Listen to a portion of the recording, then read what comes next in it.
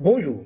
Suite au cours de l'unité 5 du programme de la troisième année collégiale, cette vidéo est sous le titre Logiciel de messagerie électronique.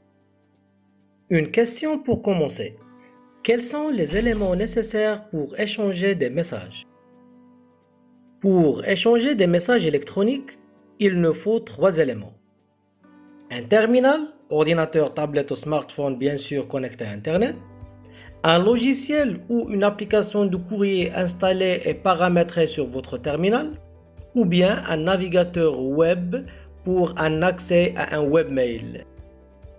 Comment faire le choix entre les deux? Ça, on va le voir par la suite. Et le troisième élément, un compte de messagerie électronique chez un fournisseur d'accès. Alors, quels sont les fournisseurs d'adresses électroniques? Pour avoir un compte de messagerie et obtenir une adresse électronique, il faut créer au préalable un compte de messagerie électronique, soit chez un fournisseur d'accès Internet, ou bien chez un service d'email gratuit, ou chez un hébergeur de courrier.